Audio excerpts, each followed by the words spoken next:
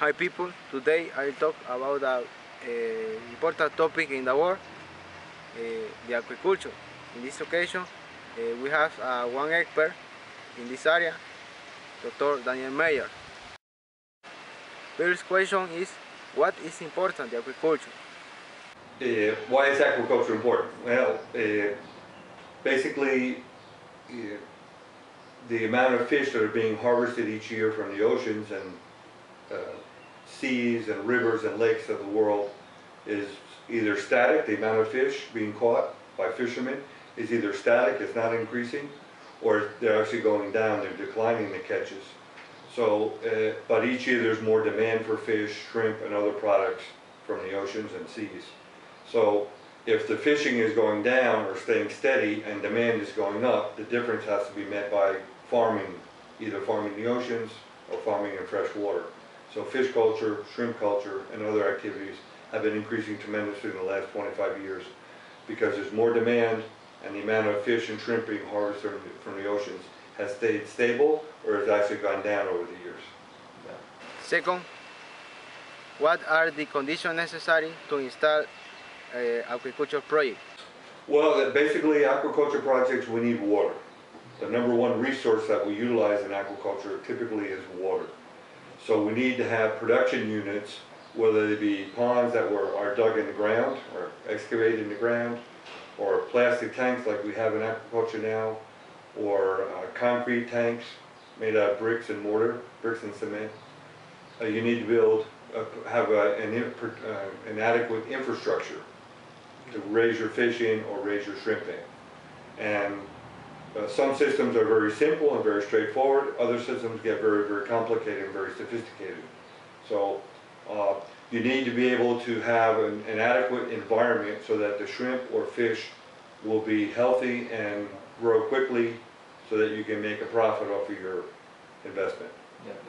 Third, what type of agriculture can help for family?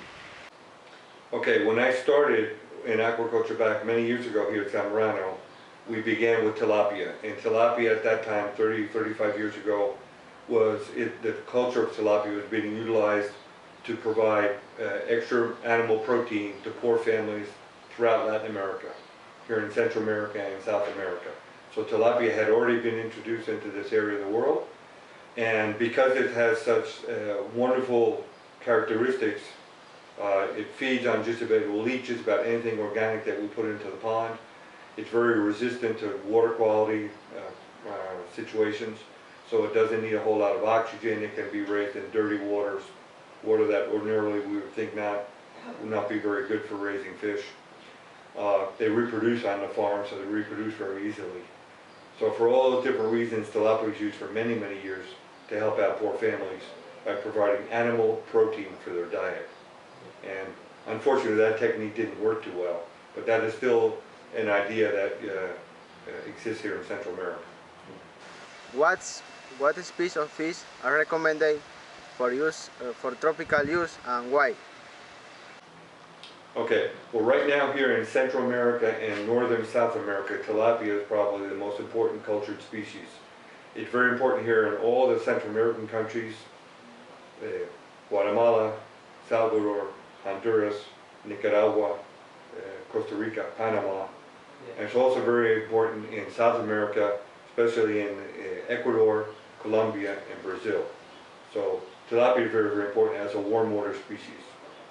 Other warm water species that are being cultured here in Latin America are the tambaqui, which is a family member of the piranha from South America. And then there are some carps and other species being raised, but there's not too many other fish other than tilapia being produced on a large scale. What are the limitations of agricultural projects? Well, as I mentioned, we need a lot of water, so sometimes water can be a limiting factor. Another limiting factor that we mention often is many fish farmers and shrimp farmers cannot find adequate seed, post-larval shrimp, or the fingerlings or fry of fish, the immature stages of fish. So sometimes a fish farmer in rural Honduras, it finishes up a production cycle, drains his pond, and fills up with water once it gets started again, and he has difficulty finding fingerlings to stock in his ponds again. So there's not a whole lot of government support here in Latin America for aquaculture development. So basically every farmer is on his own to try to answer questions and solve problems on his farm. Last question. The aquaculture is the future? Listen. Yes, absolutely. Like I said, world fisheries, the world catch of fisheries, fish and other marine organisms from the oceans, from the seas, and then freshwater organisms, fish and other organisms taken out of rivers and lakes around the world. The total catch by fishermen in the world. And just imagine right now, we're sitting here in my office, there are millions and millions of fishermen around the world trying to catch fish and other species in the oceans. And all that effort results in the same amount of catch every year for the last 20 years. It hasn't gone up. But demand for fish and shrimp and other species has risen tremendously in those years.